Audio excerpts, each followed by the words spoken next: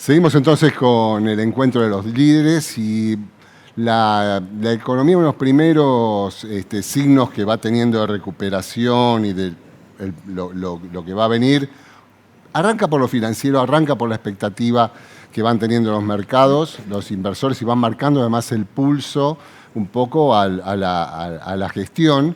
Y nos va transformando, ¿no? Se va transformando la realidad, va transformando a las empresas en sí mismas, va transformando a los actores del sistema. Entonces, en ese sentido, hablar ahora, vamos a estar con un panel donde vamos a arrancar precisamente por el lado de las finanzas, que fue un año que nos dejó, creo, muchos aprendizajes, los vamos a charlar, y también, obviamente, todo lo que se proyecta, y lo mismo hacia el interior de las empresas nos vamos a estar metiendo con Mariana Caminos. Aprovechamos para presentarla, CEO de ABCEB. Vamos a estar con Javier Timmerman, CEO de ADCAP, Julio Merlini, CEO de Balance, y Lucas Lainez, CEO de Puente. Así que bueno, muchas gracias por estar acá y para compartir estos análisis y las experiencias.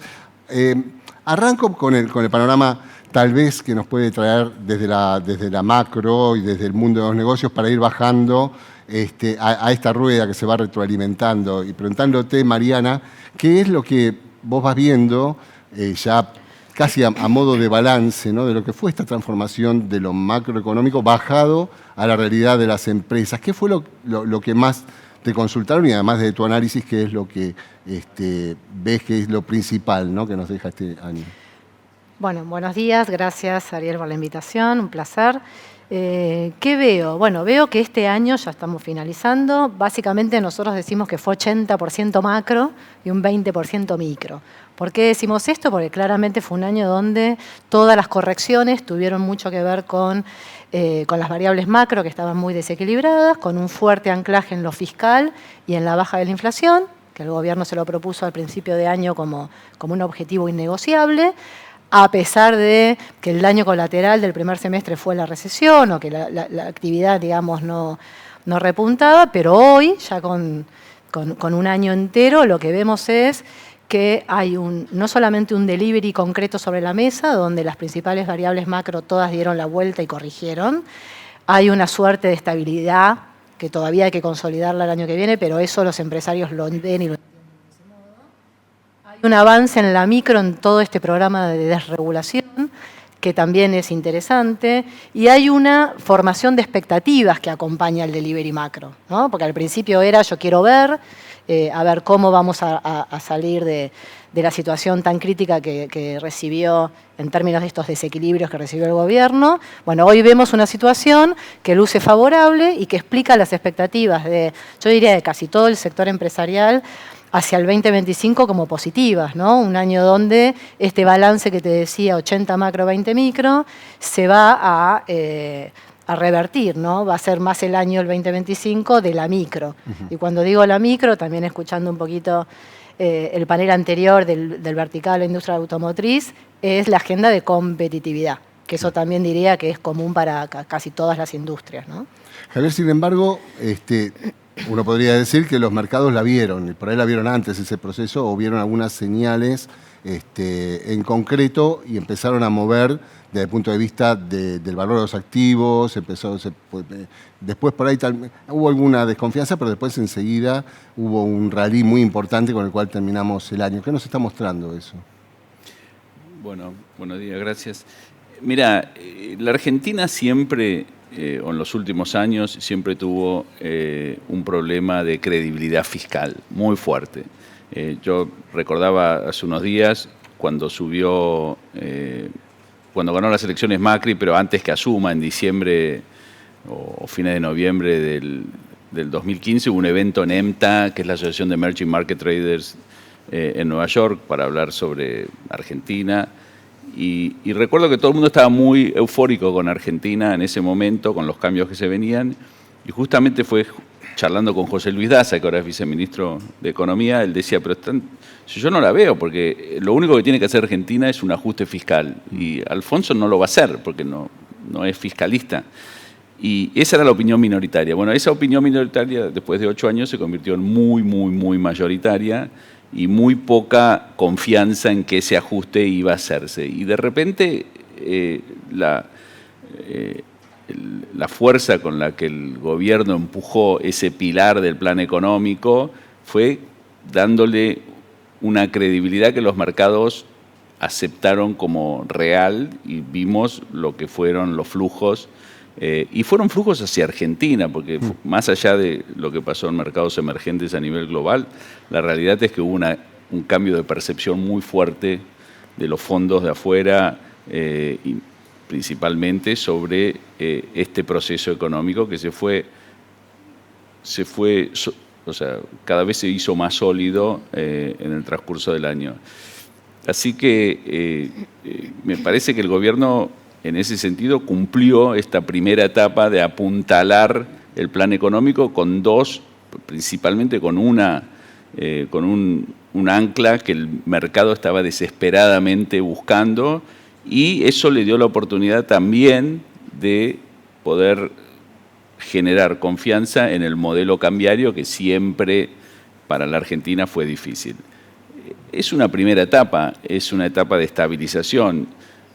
Falta mucho, van a venir nuevos desafíos, siempre vienen nuevos desafíos, y ahora estamos ante una situación, me parece, de comienzo de ciclo en términos de lo que son los mercados globales. Un nuevo presidente en Estados Unidos, turbulencia en Europa, turbulencia en Asia, o sea, dudas sobre el crecimiento prolongado de la economía china, guerra de aranceles, política monetaria americana que no está clara, fortalecimiento del dólar. Hay muchísimos desafíos a nivel global que creo que van a impactar bastante, no digo más, pero bastante sobre lo que termine pasando acá. Lucas, desde el punto de vista de lo que perciben de este movimiento en las estrategias de financiamiento de empresas, de provincias, que ustedes son muy activos, ¿cómo estás viendo este posicionamiento? Si es que hubo alguna torsión, si es que el contexto internacional está permitiendo pensar en otras políticas, estrategias, tanto para empresas como para provincias, por ejemplo, para financiamiento, para encarar esta nueva etapa. ¿Qué es lo que están viendo ustedes que son muy activos en ese punto?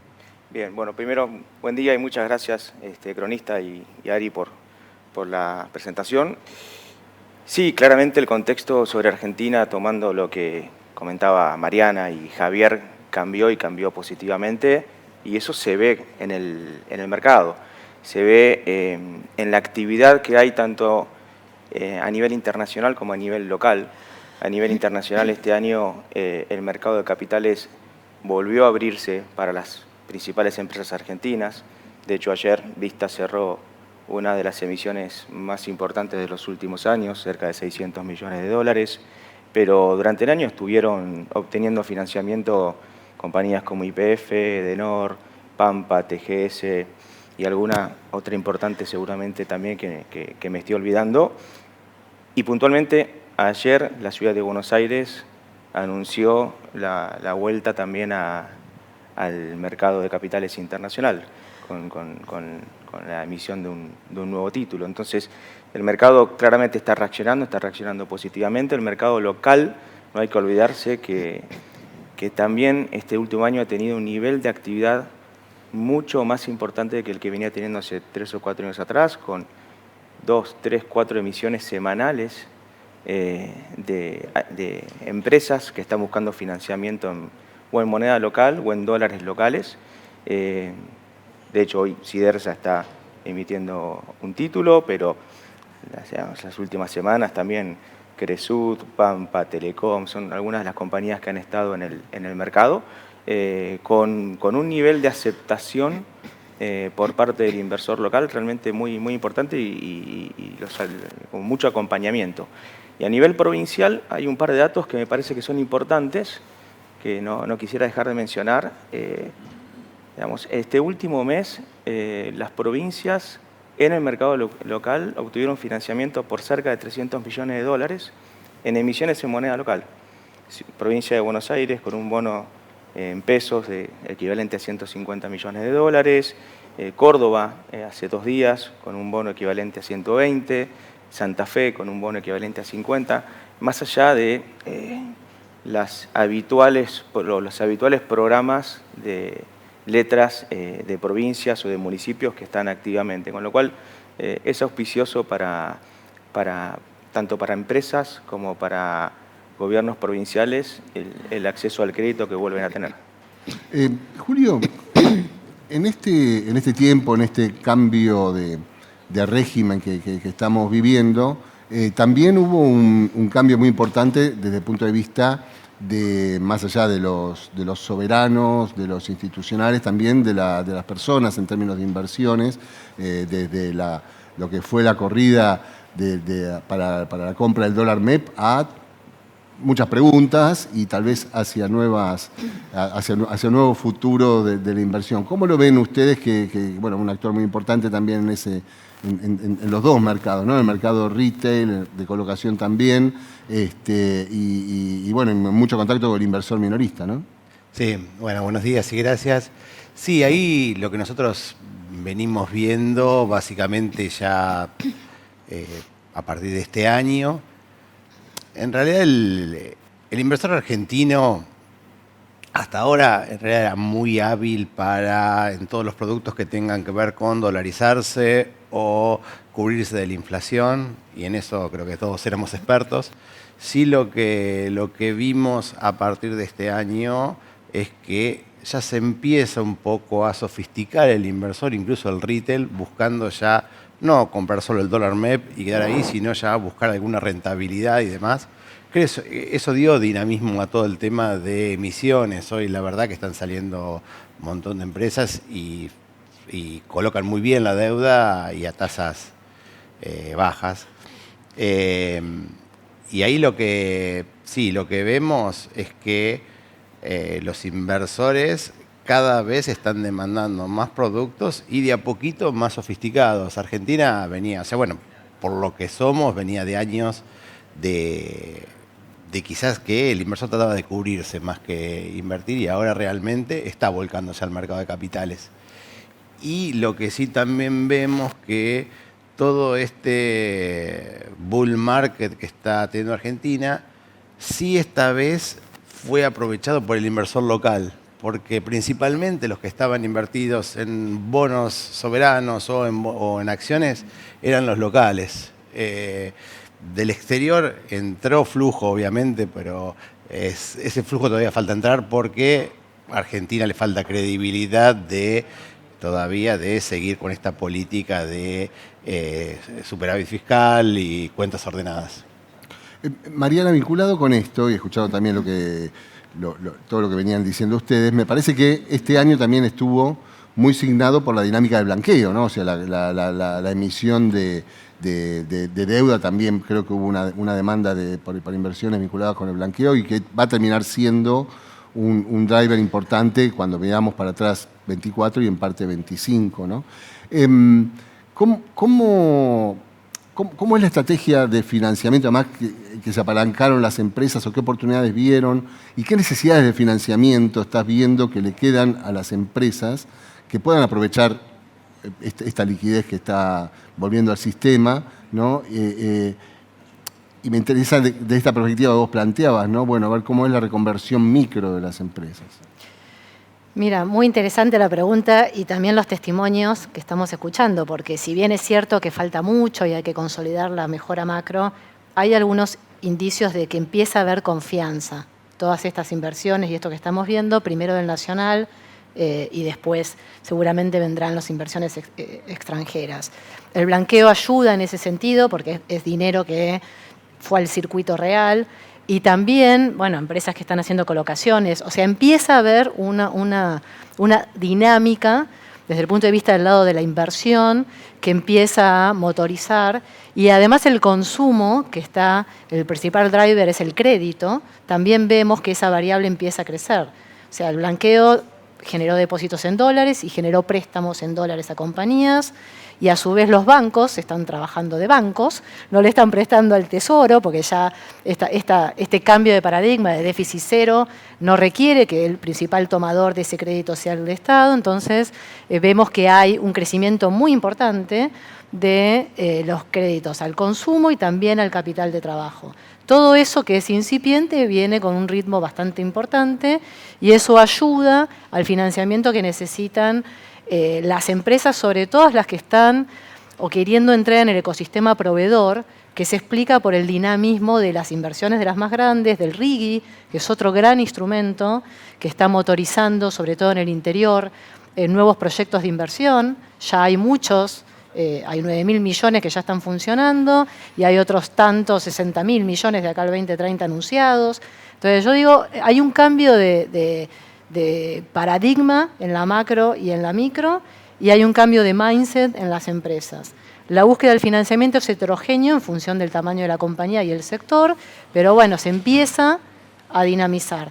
Las más si se quiere, complicadas desde el punto de vista que no tienen tanta competitividad de base, les cuesta más el acceso al financiamiento, pero también hay varios instrumentos, hay empresas grandes que están acompañando a proveedores y a clientes a fortalecerse desde el punto de vista de su funcionamiento y su eficiencia operacional. O sea, estamos viendo una agenda distinta que está más apuntalada, como vos decís, en la microempresaria, en la pyme, en las industrias y en las regiones. Claro. Hay mucha heterogeneidad, pero con nuevos instrumentos. Empresas grandes que consiguen, por ahí, no sé, son tasas de 8%, no sé. Sí, algo menos. Algo menos, 8, 7. Bueno, la idea es que vayan mejorando, pero se empieza a abrir esa posibilidad para la grande tracción en la cadena, los créditos de bancos ayudan a las pymes. Bueno, hay como un efecto para ir encontrando ese cambio, digamos, que se necesita. Además, no nos olvidemos que, bueno, lo que hablábamos, esta apreciación del peso, hay una presión de competitividad más sistémica, digamos, y ahí también está el tema de estrategia empresaria e importaciones, que son más baratas hoy, ¿no? ¿Cómo te acomodás desde el punto de vista del negocio? Yo creo que esa hoy es la discusión, porque ya se asume que la macro se corrigió, si bien falta mucho, coincido. Bueno, hoy todo el foco está puesto en cómo crezco, primero, cómo me hago más eficiente, más una mirada de OPEX, si querés, para la empresa, y cómo crezco, ¿no? Y ahí el driver financiero obviamente es clave. Javier, desde el punto de vista que quedó la palabra ahí venenosa, ¿no? Atraso cambiario, por ahí, digamos, me pareció escuchar algo así. Hay atraso cambiario, hay una... ¿Condiciona el próximos pasos, pensás? Bueno, o sea, el tema con el atraso cambiario muchas veces es una discusión irregular, porque es una pregunta que tiene muchas respuestas y depende de muchas cosas. Si vos me preguntás a mí, ¿el problema de Argentina es el atraso cambiario? Te voy a decir, no, creo que la Argentina podría tener un dólar, incluso un peso incluso más fuerte, pero para eso se tienen que dar ciertas cosas que la Argentina necesita hacer, que son principalmente reformas que le permitan al inversor que aumenten la competitividad de la economía principalmente, porque el valor de la moneda es una de las variables de competitividad. Ahora, esas reformas en la Argentina están pendientes aún. Lo que está haciendo el gobierno es bueno, es muy interesante, está bien pensado, preparado, pero por ahora son reformitas que le ayudan a la gente tal vez a vivir mejor o a solucionar algunos problemas, pero a nivel macro de empresa, yo no soy un experto en la materia, pero todavía no hubo una reforma impositiva, reforma previsional, reformas laborales, reformas que son muy necesarias para que el valor de la moneda no sea tan importante en la competitividad de las empresas. Entonces, es un problema, no sé, va a depender mucho de cómo evolucionen esas reformas y cuán confiado esté el mundo de que esas reformas están en camino y no empiecen a preocuparse por la realidad que tenemos hoy, que es muy pocas reservas y un banco central que le cuesta acumular reservas.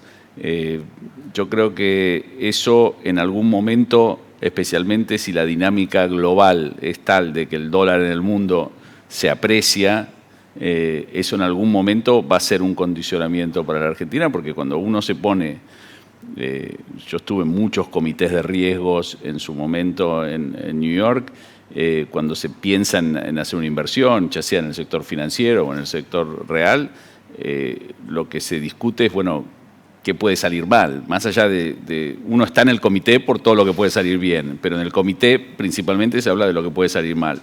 Y bueno, una moneda sobrevaluada en un país con las crisis que tuvimos es una alarma. Entonces, me parece que el tema de la moneda, yo coincido con el gobierno que no debería ser un factor de ajuste, pero si no tenés otro, claro, lo tenés que usar. Claro, claro. Y Lucas, vos mencionaste las emisiones en pesos, ¿no? Como algo llamativo. Y el peso, digamos, el otro lado de esta moneda, valga la imagen, va a estar cada vez más escaso, va a haber una necesidad desde el punto de vista de lo que se está planteando el propio gobierno, ¿no? ¿Qué les impone a ustedes como un actor en el mercado financiero en términos de la elaboración de instrumentos para arbitrar, ¿no? Tanto los dólares, el flujo del dólar, los dólares que están exteriorizados, los no exteriorizados todavía? ¿Cuáles son los desafíos, hasta casi te diría como industria, ¿no? Y los que tienen ustedes en Puente, ¿no? Bueno, yo creo que los desafíos de la industria es entender lo que el cliente necesita, lo que el cliente y el inversor está buscando. Podemos discutir créditos, podemos discutir plazos, podemos discutir monedas, pero lo más importante es que el inversor esté en confort con lo que realmente está buscando. Y en ese sentido hay ciertos parámetros que son normales y habituales. Ejemplo, decís, bueno, tesorería y tesorería de corto plazo, sí, estás en pesos de corto plazo. Después, cobertura de capital en el mediano y largo plazo, apreciación de capital, ahí tenemos que estar buscando otro tipo de instrumentos, otro tipo de monedas. Pero la realidad es que, insisto, lo más importante es evitar estar en un instrumento con el cual algún cliente o algún inversor le puede generar cierta incomodidad. Porque uno desconoce cuáles van a ser los plazos en donde tiene más sentido el peso, tiene más sentido el dólar, donde tiene más sentido las acciones o donde tiene más sentido ciertos bonos. Sí, es importante estructurar una cartera de inversiones que sea sustentable en el mediano y largo plazo y que cubra este tipo de riesgos, sin caer en lo que creo que es algo muy, digamos, un muy mal consejero, que es el pánico y la euforia, ¿no? Tanto el pánico como la euforia puede llevar a tomar decisiones erróneas en ambos sentidos, por eso hay que ser muy prudentes y no salirse del foco al momento de estructurar las carteras. Claro. Julio, ¿cómo como empresa y también lo que ves que es proyección hacia la industria, qué es lo que los obliga internamente como empresa a la transformación esencial? ¿Por dónde vendrá?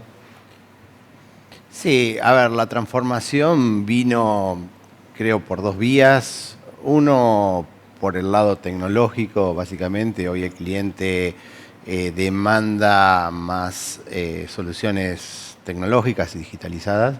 Y a su vez hay también un desafío importante de educación.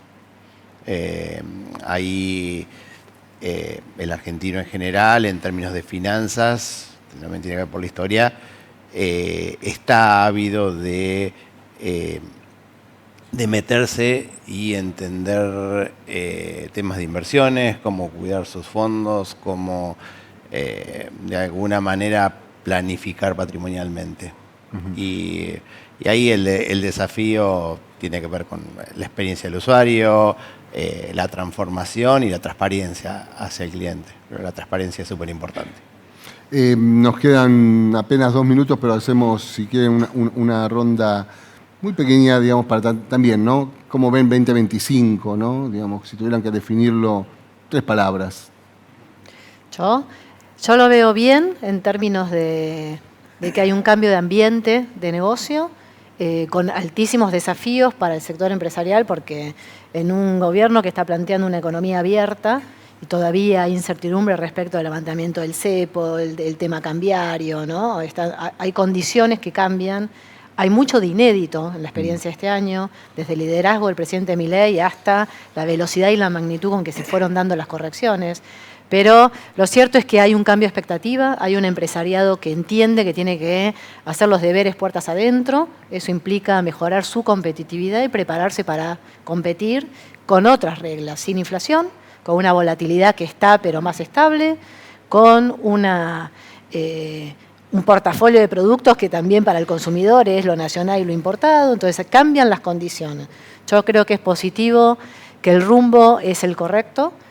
Creo que hay que ser prudente en términos de los desafíos, pero celebro que haya un ambiente, por lo menos más de esto, ¿no? Los empresarios, yo hablo con muchos sectores, muchas empresas, muchos tamaños de empresas, y todos están asumiendo que tienen que cambiar.